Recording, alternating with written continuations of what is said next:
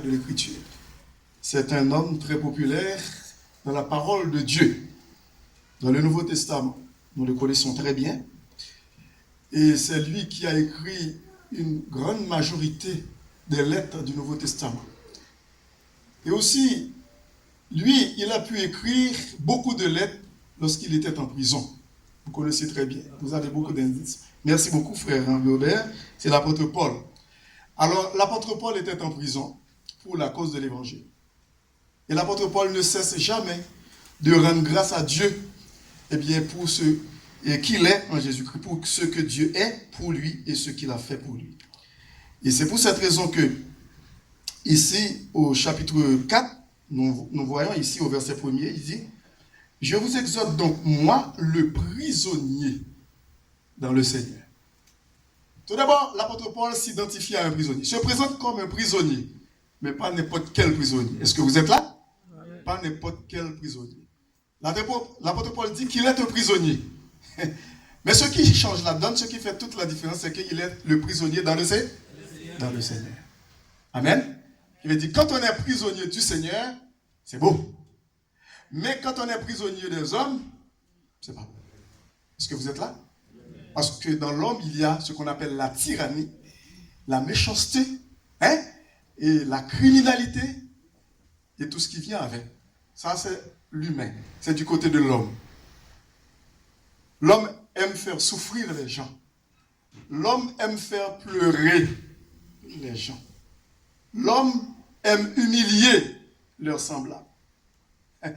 Mais pourtant, l'apôtre Paul se vante d'être le prisonnier dans le Seigneur.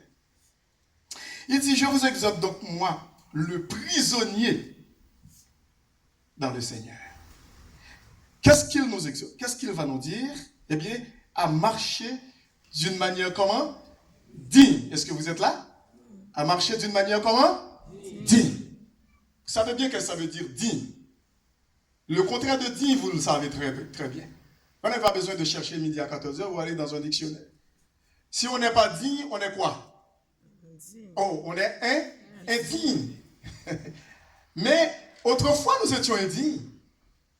C'est vrai? Avant de connaître Jésus-Christ, nous étions indignes. Nous marchions dans l'indignité. Mais après avoir connu Dieu, plutôt après que nous avons été connus de Dieu, maintenant nous cheminons avec lui dans la dignité. C'est pour cette raison que l'apôtre Paul nous dit, même lorsque nous sommes en prison, il ne faut pas regarder ça comme une opprobre, mais parce que nous sommes prisonniers dans le Seigneur, parce que c'est pour une bonne cause, c'était pour une bonne cause que l'apôtre Paul a été jeté, a été mis en prison. Et c'est pour cette raison que l'apôtre Paul pouvait dire, je vous exhorte donc, moi, le prisonnier dans le Seigneur, c'est-à-dire pour une bonne cause, une cause noble, à savoir être le prédicateur de l'évangile. J'ai été mis en prison pour cela. C'est noble, dit l'apôtre Paul. Comme Jésus-Christ avait dit dans le sermon sur la montagne, dans Matthieu 5, réjouissez-vous, heureux serez-vous lorsqu'on vous outrage pour le nom de Jésus-Christ. On vous jette en prison pour le nom de Jésus. Vous êtes heureux parce que c'est pour une noble cause. Et c'est une grâce. Parce que Jésus-Christ avait souffert l'opprobre. Et Jésus-Christ avait été maltraité, humilié par les hommes pour vous et moi. Qui sommes-nous pour ne pas être d'accord pour affronter les difficultés de la vie pour le nom de Jésus. L'apôtre Paul a été mis en prison pour cette noble cause, c'est-à-dire pour la prédication de l'évangile, pour le nom de Jésus. C'est pour cette raison qu'il dit, je vous exhorte donc, moi le prisonnier dans le Seigneur, à marcher d'une manière digne, comme nous le sommes maintenant. Alors qu'auparavant, nous ne l'étions pas.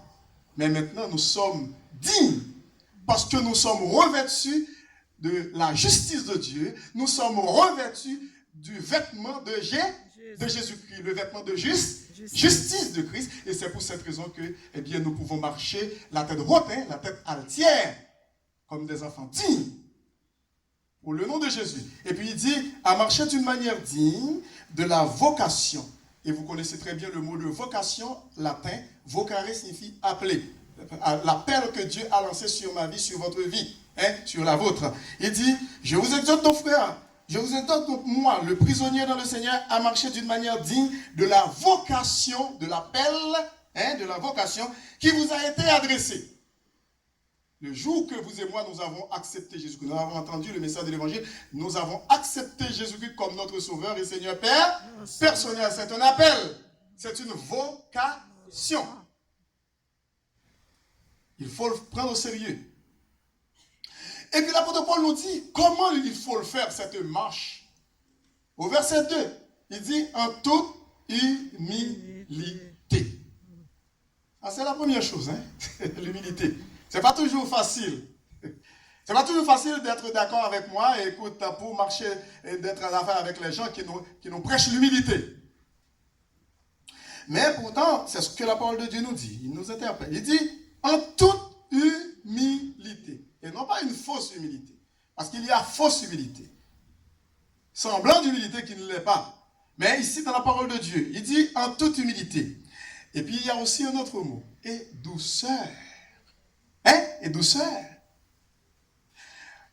Dans Philippiens chapitre 4, à partir du verset 4, l'apôtre Paul aussi, il dit, réjouissez-vous toujours dans le Seigneur. Il dit, je le répète, réjouissez-vous. Il dit que votre douceur soit connue de tous les hommes.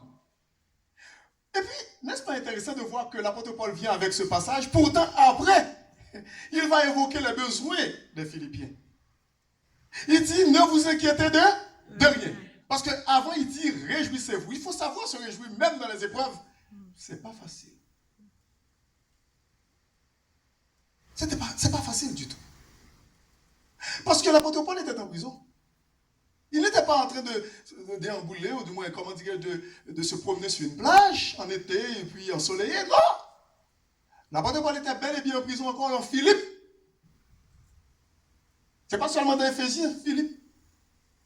L'apôtre Paul était en prison. Il dit, réjouissez-vous toujours dans le Seigneur, je le répète, réjouissez-vous. Alors qu'il était littéralement ligoté en prison, enchaîné à un soldat romain de l'époque.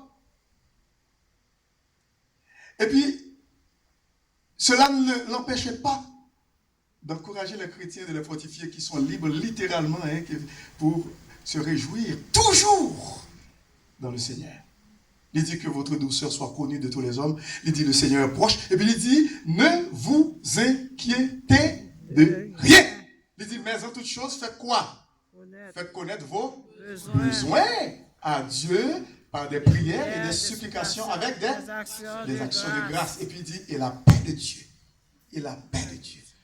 qui surpasse toute intelligence, tout raisonnement humain, toute connaissance humaine. Il dit, gardera vos cœurs, la palpitation du cœur, gardera vos cœurs et vos pensées en Jésus-Christ. Parce que dans les besoins, dans les problèmes, dans les moments difficiles, dans les moments les plus noirs de la vie, parfois nos cœurs battent, palpitent. Mais il dit, eh bien, et la paix de Dieu qui surpasse toute intelligence gardera vos cœurs. Et vos pensées en Jésus-Christ. Eh bien, l'apôtre Paul dit, en toute humilité et douceur. Après le mot douceur, il dit, avec patience. Vous et moi, nous avons besoin de la patience. N'est-ce pas? Amen. Oui, nous avons besoin de la patience. Ce n'est pas toujours facile. Parce qu'il y a des éléments ici qui sont, comment dirais-je là? Des éléments qui nous interpellent ici dans ce beau passage, qui nous font comprendre vraiment que nous avons besoin de tout cela pour cheminer avec le Seigneur, pour atteindre le degré de la maturité spirituelle, pour parvenir à la stature parfaite de Jésus-Christ. On n'aura pas le temps de lire tout ce passage parce qu'il y a la stature parfaite de Christ. À partir du verset 13, on peut le voir, puis continuer aussi. Mais tout simplement, je veux m'attarder sur ce beau thème qui nous fait comprendre que, eh bien, Dieu nous exhorte aujourd'hui, eh bien, à marcher, à avoir une marche dans l'unité de l'esprit. L'apôtre Paul dit, avec patience. Mais vous connaissez ce thème déjà parce que je l'ai évoqué à plusieurs reprises. Patience. Patience. Pas sous en latin. Souffrir.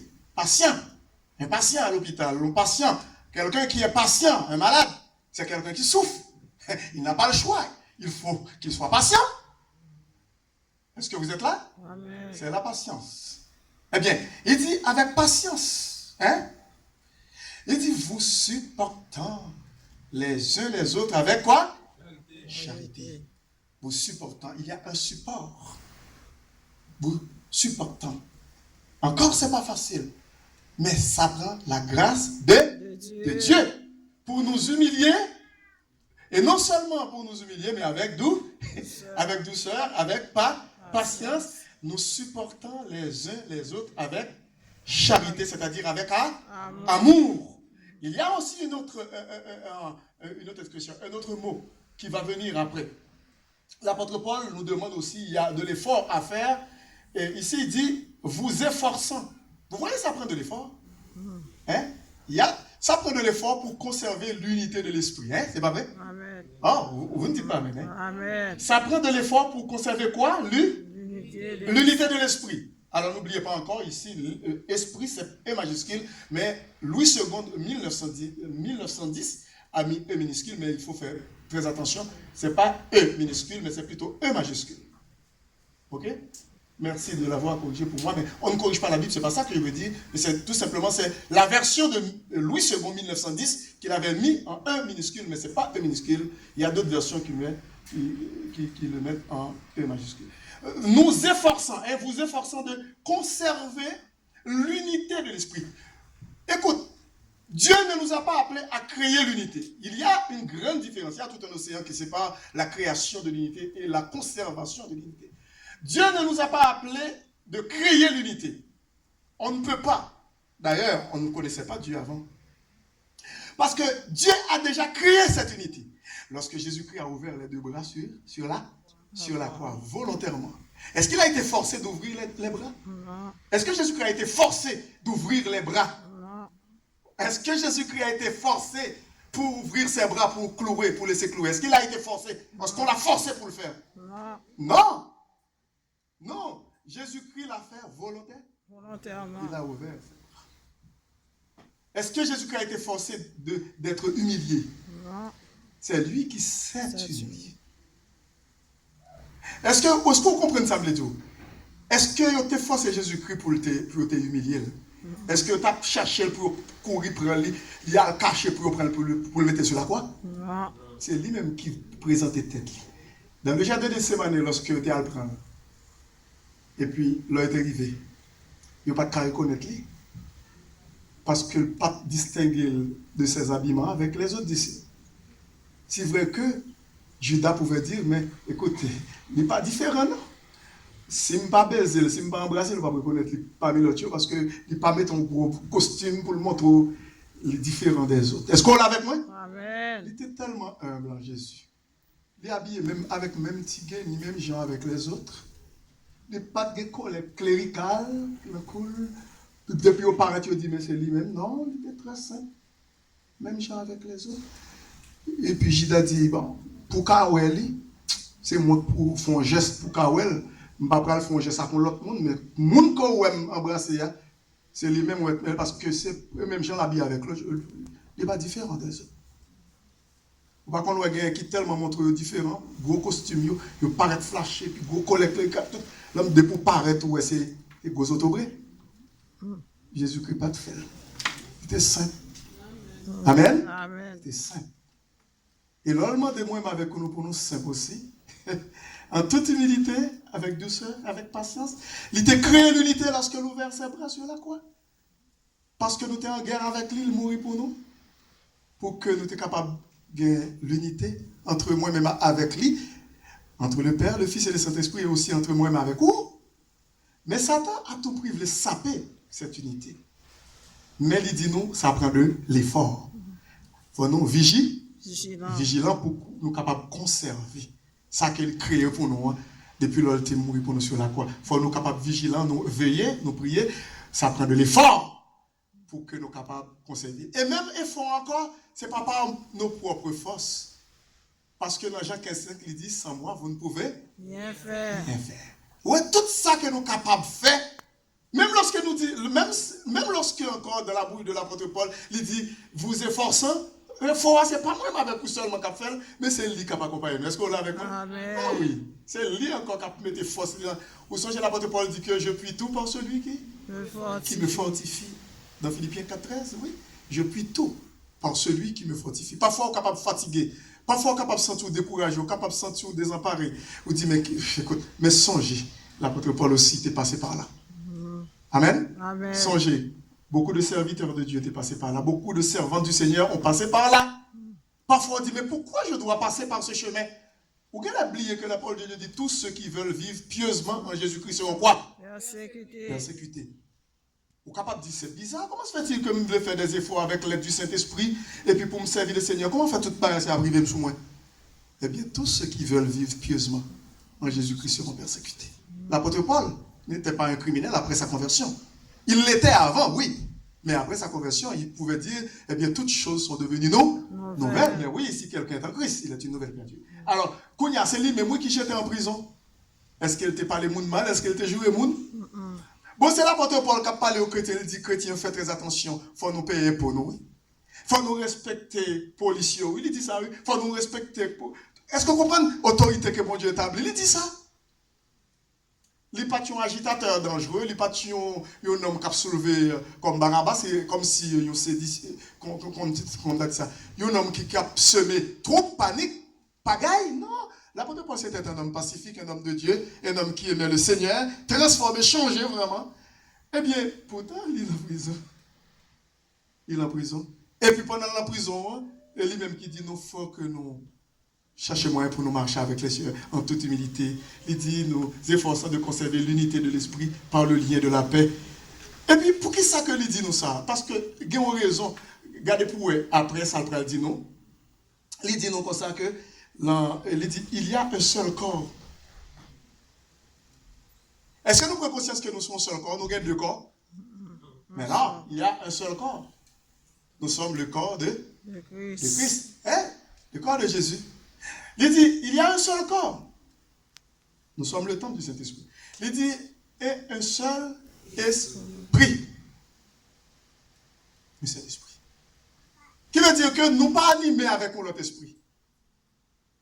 Si pendant que m'a servi le Seigneur, ou servi moi-même avec on a servi le Seigneur, on a remarqué qu'il y a un esprit qui est contraire à cet esprit-là, et majuscule qui veut dire le Saint-Esprit, ça nous fait. Oui. Nous crions au secours, nous disons, bon Dieu, ne demandons pas, pardon, chasser toute mauvaise esprit. Fait que nous sommes capables de conduire par ton esprit. Qui ça c'est comment même avec quoi faire pour nous capables de conserver l'unité de l'esprit par le lien de la paix. Est-ce que vous êtes là? Amen. Oui, il dit qu'il y a un seul corps, un seul esprit. L'orgue est petit tout. Malgré toutes les obéissances, toutes les bagailles que... Est-ce que vous pouvez le déchirer avec des naissances ou dit le pas petit tout? Est-ce qu'elle est toujours petit tout? Oui, elle est toujours petit tout. C'est vrai qu'il y a des conséquences, mais elle est toujours petit tout. Est-ce pas vrai? Est-ce qu'on paraît même quand même? On remet. Mais on paraît mais ça le fait qui n'est pas bon. Mais on remet quand même. Il dit, comme aussi vous avez été appelés à une seule espérance. C'est quoi notre espérance? Dans le ciel, merci frère Lagoua. C'est ça notre espérance. Pas que deux espérances, ni trois, ni quatre, il y a une seule. Vous parlez de toute bagaille, c'est une seule. Autrefois, nous battons là, nous battons ça, nous sommes en division. Il dit, il y a un seul corps, c'est un seul corps, oui. Quand il y a si un frère attristé, c'est nous tous qui attristent. Une sœur attristé, c'est nous tous qui attristent. Qu'on le veuille ou non, vous n'êtes pas d'accord avec moi, c'est ça. La Bible dit dans 1 Corinthiens 12. 13, 14, ou après tout, il dit, ouais, c'est le même bagage. Lorsque tu dois te frapper ou te sentir, il répond nous. Est-ce qu'on l'a avec moi? Amen. Oui, il répond. Mais c'est même gens.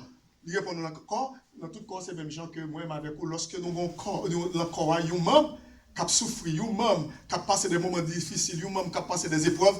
Moi, avec vous, nous concernons ça. C'est sûr et certain, nous concernons ça. Parce que c'est frère nous, c'est sœur nous en Jésus. Parce que nous gagnons le même esprit, un seul esprit qui anime. Et puis, non seulement nous gagnons un seul esprit, vous songez qu'il était dit quoi? Nous avons été appelés à une seule vocation. Bon, ok. Il y a un seul esprit, et puis il dit une seule espérance. Encore, mot vocation, il y a une seule espérance. Il y a des gens qui ont plusieurs espérances par contre pour te joindre. Mais moi, avec vous, nous avons une seule espérance. C'est un jour, c'est qu'un jour, nous serons avec le Seigneur. Amen. Amen. Amen. On va dire Amen pour ça. Amen. Mais oui, on va pas même quitter ça avec tout problème qu'il a dedans. Ou regrette si vous avez quitté lui, ou regrette à faire, ou madame l'autre te regrette. Est-ce que il y a un chrétien qui regrette pour si Jésus qui t'a venu chercher?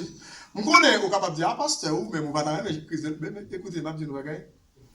Si c'est volonté, bon Dieu, pour t'a venu chercher, mais pour qui ça, au contraire, c'est parce que c'est plus bon. Vous t'arrêtez, continuer à vivre longtemps, jusqu'à mettre un problème avec vous. Vous comprenez que ce n'est pas facile pour que nous acceptions samedi. Parce que nous, tout le temps, nous vivre encore sur la terre. Mais vivre pourquoi? À moins que, comme l'apôtre Paul dit dans Philippiens, chapitre 1er,